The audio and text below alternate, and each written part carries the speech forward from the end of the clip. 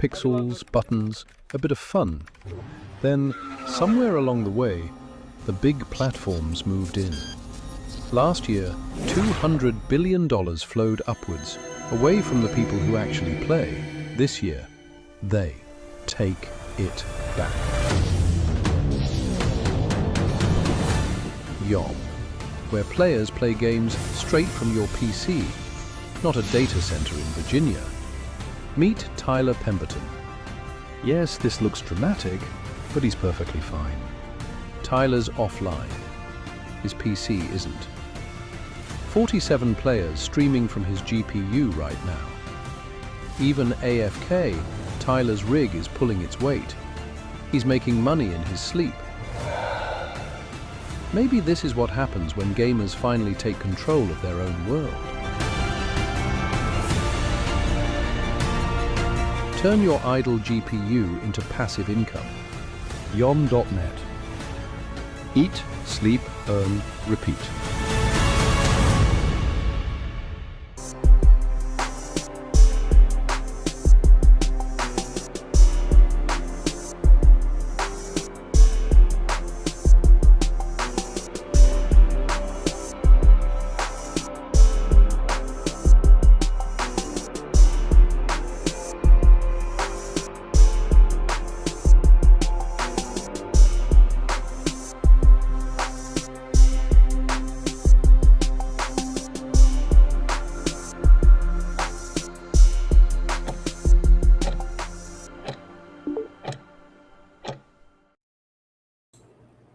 Good evening, everybody. Welcome in. Welcome to the town hall.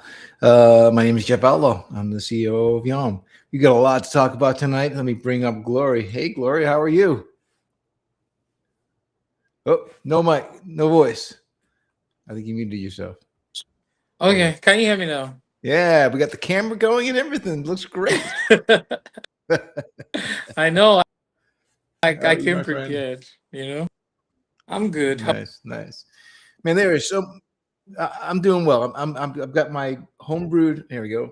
Homebrewed mint iced tea that we make sunshine brewed out of a mason jar, because that's how we do it here in South Carolina, where I am. We shoot guns, we drink mint iced tea, and we lose at soccer.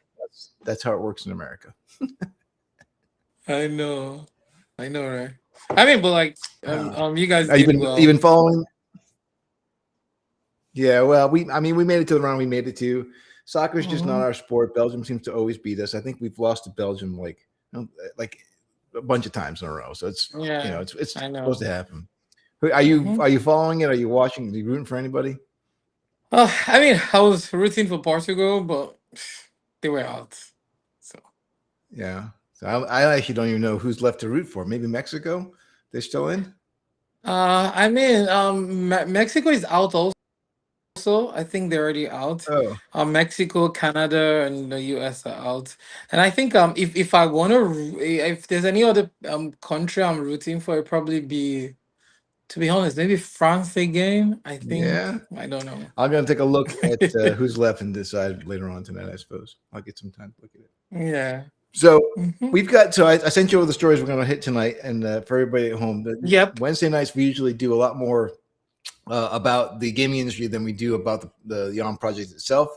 If you're not familiar with us and YOM, I probably should just leave with that. We are a decentralized cloud network.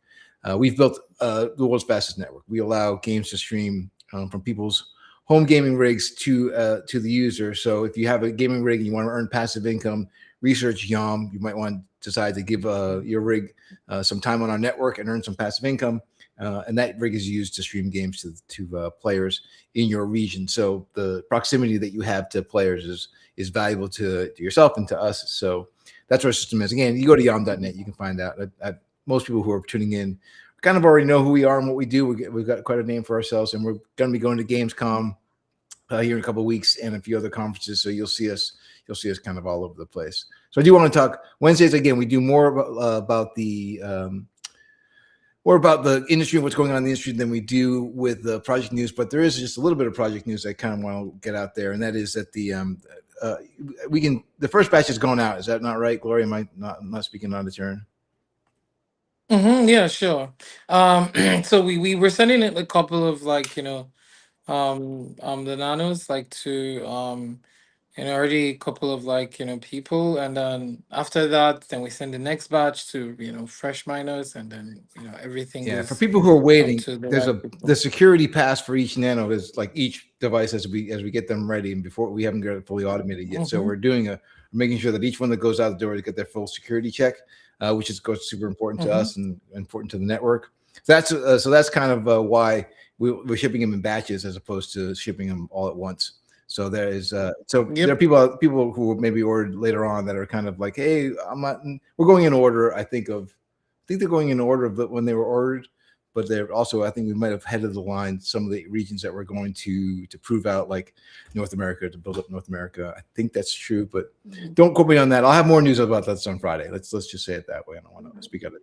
Yeah, I mean, it's important for people to understand that, like, at the end of the day, it would be shipped, but just the first batch. Yeah, the good thing is we've already released, shipped like the first batch, and we're doing it like regions by regions. I'm not gonna say which region Okay. first, but so once it gets to the first region, then I mean, I think like we're already closer to like shipping the rest of the Yeah. stuff out there. So no So let's get into worries. some of these stories because it's been a big week Mm-hmm. for gaming, and there is two themes. Like there's a what we're gonna go with tonight, and the way I've got this whole thing structured.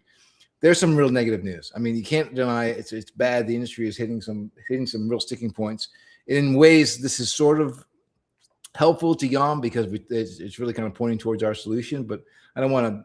I don't want Mm-hmm. to downplay how bad this is for people who are in the gaming industry and who are concerned, and for the players. I think there's going to be a downside to the players' experiences coming Yeah. up. But then there's some upside too. So the second half of what we're going to talk about tonight is all the positive that can come from this change.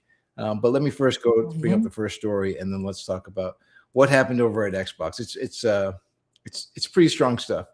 So they laid off over 3,000 people, right? Mm-hmm. This is from Zero Hedge, by the way. I've got the article. I kind of cleaned it up so we don't have to listen to look at all the ads. But so they laid off 3,000 people, right? They've been signaling some changes over at Microsoft in their gaming segment for a while now. I think Sharma is newly the CEO. She's kind of newly brought on board. Um, and Mm-hmm. she said, a couple of really sobering things that the business is not healthy for Xbox. Their gaming business is not healthy, and that I think the bigger quote that I pointed to was where she talks about, the industry is facing the most severe hardware crisis in the history in its history, not Mm-hmm. just Microsoft, but the entirety of gaming. Go ahead, Chloe, take it. Ye- Yeah, I mean, I think it's already we've been seeing this trend. Even the last town hall, you could have you. I mean, we also analyzed this. It's becoming. I would say I would not want to say this is like becoming the reality of the gaming industry. Because like I mean, with this bringing this into light, because I mean, I'm sure they've been aware of this for a long time, but why this is like becoming more of like newsworthy, and becoming like a big deal is obviously with the new AI buzz. And then people are realizing that, and companies are realizing that they have to spend a lot more money on like using like these AI tools, and at the end of the day, it eventually affects like the hardware part of like the business, because the hardware part has always been the most expensive, the in based even on the article. And then and the current like gaming economics is just not working at the moment. So I don't want to go yet into the positive, but to be honest, I would say it's a sad day for generally the gaming industry, because this is not just Xbox. The last time it was PlayStation. you know even now, like even gaming companies that are developing games to also like crying. And I think that this is why I would always say that we are building at the right time. But let's not go into the positive aspect. um It's true though. um We yeah. as the hardware prices go up for everybody, it does mean those Mhm. people who have a system already at home the value of their systems itself rises. Like my son, who is 14 and very into building computers and everything, he built a system, not even like 6-7 months ago. And he Mm-hmm. comes to me like every week with have you seen how much of the my GPU is now worth this much? I could sell my GPU for this much. Now he Mm-hmm. gets excited because he realizes that the GPU that he bought 6 months ago, 7 months ago has raised, and like he couldn't buy it at the same price now. So I'm like, but you're Exactly. not going to sell it, buddy. You like, and for people who have got that GPU at home that has, yes, it's risen in value. It's gotten more expensive to buy it firsthand. It's got Mm-hmm. value in it, but you can't unlock it unless you hook into a system like what we've built, right? Exactly. Allow it to earn revenue by being a part of the YOM Mm-hmm. network. So Mm-hmm. that again, I don't want to downplay the people who have lost their gig, right? Lost their jobs. It's a massive hit, but there is an upside to it for people who are gamers who have a good gaming rig at home. So that is Mm-hmm. something to pay attention to. But the other part of Yeah. the article that I do Mm-hmm. want to touch on, down here, I also highlighted that she says in her letter to the company, and I guess it's a press release as well, that Mojang and King will now report directly to her. Now, Mojang is obviously Minecraft. King is Candy Crush.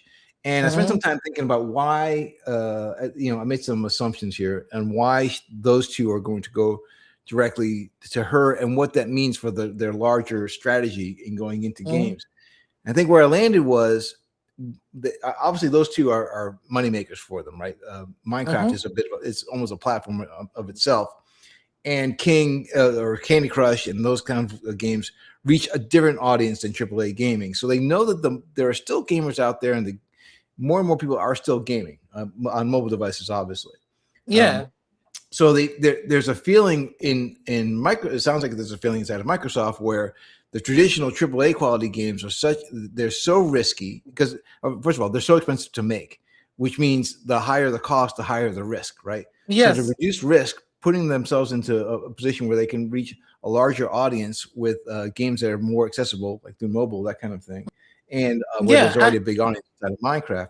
It's a smart move, but it means that there's a change going on in the way that they're seeing how games, the important You, games. Go ahead.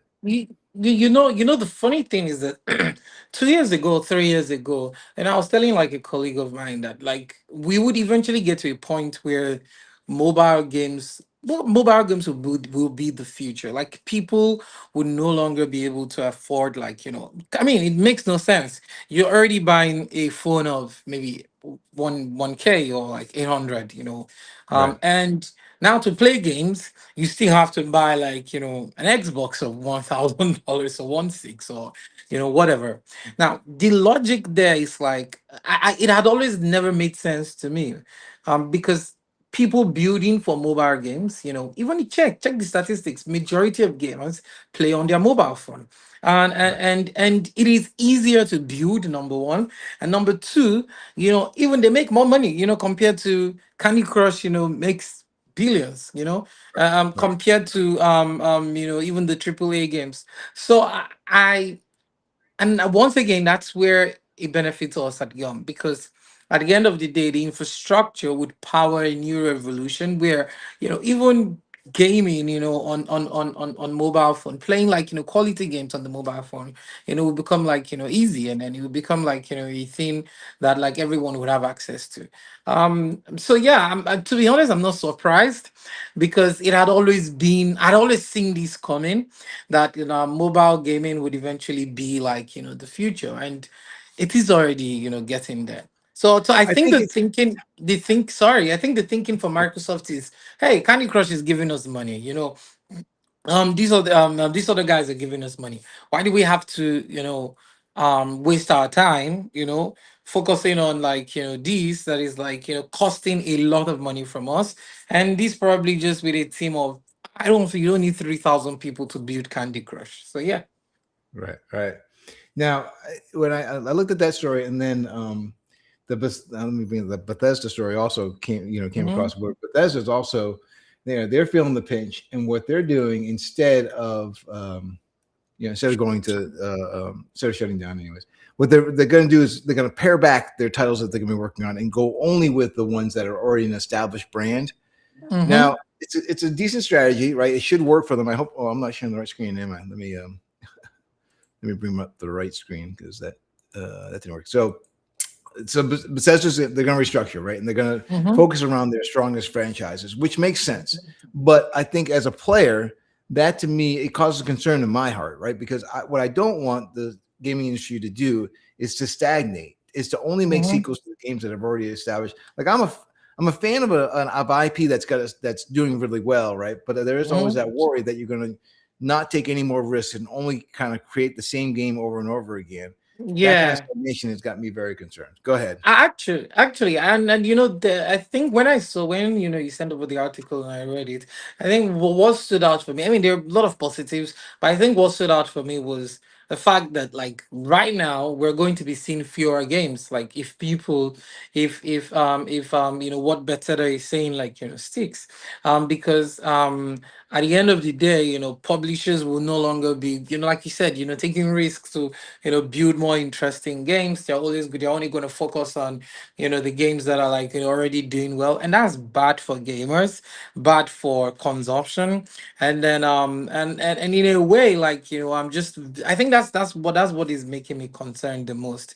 Because but thinking about it again, I think this also gives even like indie publishing companies an opportunity also to like hey, we now have opportunity, we now have like games that like we've built that we don't need the big guys like to back us, or to like it gives like indie publishers, in my own opinion, another opportunity and a larger opportunity to come into the market. Because Absolutely agree.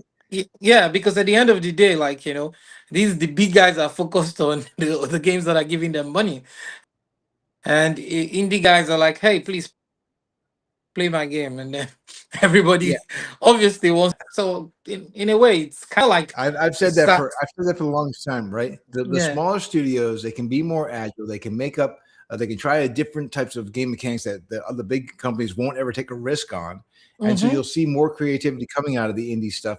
However, the indie stuff needs a really good distribution channel, right? The problem is they have Exactly. to compete, right? Mm-hmm. Go ahead. And they have to compete, but then that's where YOM also comes into play. And that's why I say that, like at the end of the day, it's like, hey, bad for gamers in the initial run, bad for gamers, because of fewer games. But then this, like, it's an opportunity for the indie guys, and then they come and then they build, they take more risk. All they just need is to plug into the YOM ecosystem, and then boom, like their games I will be like, yeah. So I Yeah, think there's a negative and there's a positive aspect to it. yeah. So all that led me over to what Hideo I'm going to say it again, Hideo Kojima, what he Mm-hmm. said in this article here. Let me bring it up. So if you don't know, most people know who he is, but the mind behind Metal Gear Solid and Death Stranding, like he's industry legend, right? Really been at the cutting edge of so much technology. So what he says in his article is it's kind of two sided. So we want to make sure that we give both of his both his concerns and his positive news or positive Mm-hmm. outlook equal weight. So he's concerned about cloud gaming because he doesn't like the idea of people not owning their own stuff, not owning the game Mm-hmm. themselves, and by centralizing the game distribution. That's a concern again that I think that we handle good with our decentralized network, but Mm-hmm. centralizing that means that they can cut people off or they can take games away from people who don't have the possession of the game that they own any longer. Mm-hmm. Obviously, with a decentralized cloud, we handle most of that concern, but it is a real concern. If only the large distributors are the only way for people to reach their games, that's a lot more gatekeeping than I think the industry needs. So the if the independents are going to shine, they need a system similar to ours where it's as easy as uploading a YouTube video. You take your game and you Yeah. upload it and you pass it around inside of Discord and Telegram Mm-hmm. on your own URL on your own website, and then through all the multiple platforms that can pop up and Mm-hmm. use our technology as well. Mm-hmm. So Mm-hmm. that's the one end of things. Yeah. What he said, I mean, when see the whole narrative, when people, were saying, when this guy started talking about cloud gaming. I mean, nice buzzword, nice, very good, for people to like even into the cloud. But then the problem with that is that, and like he said, is that you know it is still centralized. A company still controls it. It's just like saying Yeah. Amazon cloud. I mean, yes, it's still on the cloud, but Amazon controls it at the end of the day. But with what we're doing, and that's why we stand out. Yes, we're cloud gaming, but we're now a step further. We're a decentralized system. We're not one person, on like controls like the whole system. It's like various people, with multiple GPUs, multiple, GPUs like power the system. So yes, he has a valid concern. I think he just needs to, search, and then I'm sure he'll be. Well, let me touch on the other piece that he said, which to my mind was the more important piece, and it got me super excited. Right. So in this paragraph here, he's really talking about the idea that with the power of the cloud, game design itself can change. Right. There's more that can be done that takes advantage of the advantages of the cloud. Things like real-time reaction, Mhm. persistence across large distances, where the world can just stay going because the cloud's always powering it. There are in a different article I read where he's talking about like the example of in a persistent world that's living on the cloud. A player over Mhm. in Japan can knock on the one side of the door that you're standing on the other side of the door on. You can hear that knock, and they can transmit that Mhm. full real time to each other. It's got there's some real advantages to what the cloud can do. Episodic content was the other thing that I think he touched on, where a game studio can release the first chapter and then the second chapter a week later and the third chapter a week later. They don't have to release the entire game all at once. So those kinds of things that they Yeah. change whenever a new technology comes around. The smarter gaming industry people take advantage of that new technology and use it in their game design to change the way the games are actually played or create a whole new genre of games. Yeah. I mean, Go cloud ahead. gaming, we're not going to take it. Cloud gaming is like the future. Cloud gaming is like here to stay because of how these games are built. You can even on a marketing perspective, games now can build like a stronger fan base. Because take for instance, like you could GTA 6, took to build a situation where like it was posted, it becomes easier like to release like multiple versions of these games and get like stronger, I would say, following. But I want to stress on something. Yes, you build it's like the way gaming companies can build games, but at the end of the day, there's still a major concern, and that is like ownership. Like these gamers, will still have that problem of ownership, and it still buttresses my point that what we are doing at YOM, is completely revolutionary, and we cannot like I'm just so excited that I cannot wait for guys like him, to be able to like just say hey, maybe do an article and just say hey guys, check out YOM. They're doing something really wonderful So interestingly, because I mean so yeah. I was on with the Sonium team this morning. I did a broadcast with them on their X account. As a matter of fact, if you go to Sonium's X account, I'm sure you'll see we were featured there with a couple of other Mhm. projects. So we've got we're in conversations with Sony. We're close to talking to them. Maybe a conversation Mhm. with Hideo. I keep on butchering his name, Hideo Kojima. So maybe a conversation with him and Yeah. us can get him like we can kind of make our point to him that what he wants to do with the cloud, it's really going to be much better when you can do it right at the edge, right, for latency reasons and all the other things we talk about.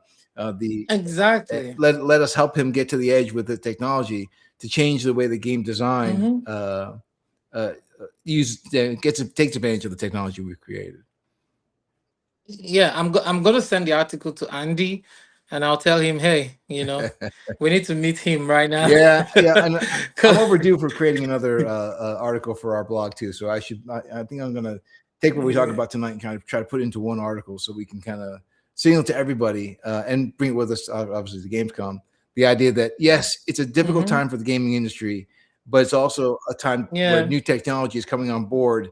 And if the studios are smart, they'll take advantage of this new technology to create that next genre that takes the world by storm. The report by Matthew Ball that was released last year, or the year before prior, he talked about how Mm-hmm. the battle royale genre kind of blossoms, not Yeah. because there was a great game idea only, but also because the technology for doing a battle royale, like all the back end stuff that allowed signals to pass quickly so that you could do players in different regions all kind of reacting all at once. That was a new technology that kind of Mm-hmm. came up, and everyone said, "Well, how do we use this technology best?" And battle royale was the format that worked really well. So we have all these new battle royale games. Exactly. Cloud games going to have the same kind of Mm-hmm. trajectory. People, studios are going to kind of pick up, Mm-hmm. hey, this is how we can use cloud gaming better, and then they're going to design a game around it, and it's going to have massive knock-on effects.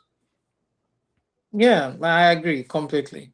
Cloud gaming is the future. So it's And actually present, not even that the solves future. a problem that Bethesda, I fear anyways, that Bethesda is going to fall into this trap where they're just focusing on their titles, that their IP that does very well in the past. But if actually, well, it could work the other way around, right? That Bethesda could take their IP that's Mm-hmm. really strong and then start moving in some of this new technology from the cloud and couple it with a really strong IP to make a different version of Fallout, for example, that takes advantage of the cloud system. Yeah. That's entirely possible, and that would be wonderful. I hope they would think to do that.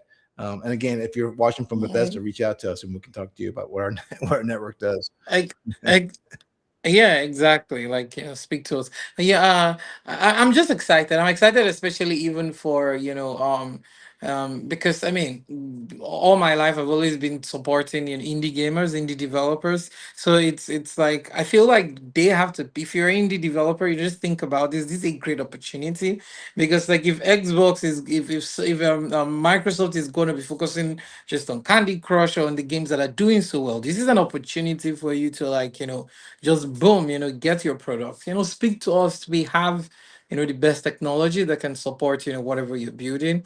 And then we're good to go. y- to be honest, I'm kind of happy, like, I just want to tell Microsoft, like, yeah, good job, just focus on what you can do, and leave us alone. Or give us a Leave call if us you alone. want to get to the edge in a nice, inexpensive, and much more scalable way to defeat all the latency problems you're having with the Exactly. games that you have. Now, again, I think with their focus on Minecraft and Candy Crush is in the larger picture. What they're focusing on is expanding their user base of people who don't play AAA quality games, or they don't play traditionally. They Mm-hmm. might be playing in their living room instead of on a console in the living room, but just streaming off there in the living room. Mm-hmm. And again, because our technology allows for all those things, it's still a good pairing. I think that they're right to go after like expanding the pool of players to not just be the traditional AAA quality. Triple A Right, right. players. I think Yeah. that instinct is correct, but it has to be paired with what else the technology can support. Yeah, yeah, I agree. The other day when I was speaking with Joran on the team, and then we were kind of like trying to, like, just analyze the quality and maybe AAA games versus, like, just guys like Candy Crush, and and for me, like, I it makes sense, if why, like, companies like Microsoft will want to focus on that, because at the end of the day, you can't even compare it in terms of, like, access to, like, gamers, like, what kind of, and everybody plays Candy Crush, even if you've never heard of, like, any game before. So yeah, you played, and the unit economics is positive, it's good for them. So, but and this is what I like to also state, that with YOM, because I don't want people to confuse us and maybe think that, oh, we're just only focused on triple A games, maybe the ability for you to play triple A games on your mobile. No, like, games like these can also function directly, with the YOM infrastructure. Not, because we're selling high latency and all of that. I think people can get carried away and maybe think that it's just gonna, you only, for gaming companies, or for YOM, like, we're only focused on triple A games. No, like, it's, yes, triple A games, good. You don't need a gaming console to play those kind of games, but at the end of the day, there's still the regular gamers that I think there was this game that we were arguing about. I can't remember the name. It's kind of very boring, boring interface. But then I think he was like, we're doing like they're doing over 500 million users already. Like they have interacted with the game. So it's like, and it doesn't have to be AAA games. Right, right. Yeah, Hmm. the gaming, the that this is again the part of the industry that I've always loved is that there are so many different styles of gameplay and so many different such a wide range of players that um that there it never gets boring, right? When you get if you get Hmm. tired of this genre, you can move to the other genre and Exactly. rediscover that you're having a lot of fun with this genre. And oftentimes I'll do that just because I want to try it. I see a new game mechanic that I'm like, oh, I wonder how that actually feels to play it. And Hmm. Filament was the one game that I got hooked on because it had a strange game mechanic that I'd never seen before, and it was done Yeah. beautifully. So there are games out there that'll gaming will always surprise you. And I think that during times like now where there's some stress and there's change, Hmm. that just means more opportunities for more creativity. Yeah, actually, I agree. I don't know if I don't know if we can like maybe just give a hint about this, especially like considering the fact that we are focusing today on the gaming aspects. I don't know if I should say this, but I want we're working on something really cool. The YOM team. And initially we were supposed to do a hint like today. I wanted to give a hint today because we were supposed to like go live tomorrow, but yeah. But don't worry, guys. We're working on something really cool. Okay. And Yeah, don't spill it till it's ready. I mean, we've got enough. We've had enough yeah. false starts. We don't want to do any more of those. Mm-hmm. So, Mm-hmm. but I know Yeah. what you're talking about, and yeah, it's super exciting. I'm kind of looking forward to it as well. Yeah. All right, that is your Yom Town Hall for tonight. Again, we do another one in 2 days. So on Friday we'll do it. It'll be at 12 Eastern Standard Time, which I think is 6 p.m. out in Central European Time. We'll talk more Yeah. about the project itself. Maybe by then we'll have our big reveal or at least our hint, anyways, at what's coming Mm-hmm. next. So thanks, Glory, for joining me again. We'll talk again on Friday, live Yeah. for And the audience. yeah, I think Right. this well the last thing I wanted to say was the whole especially for the but I think that will be done on Friday where we talk more about the product, the YOM tokens, because in the article that I think it was the bestseller article, this kind of like a way where like the YOM it sort of like affects plays into the YOM token, especially with the general ecosystem. But yeah, on Friday we'll talk about that, so Okay. let All me right. not jinx All right, everybody. that. Yeah. So again, drink lots of water, get outside, get some sunshine, touch some grass, be good to the people around you, tell someone that you love them, Hmm. and we will talk again on Friday.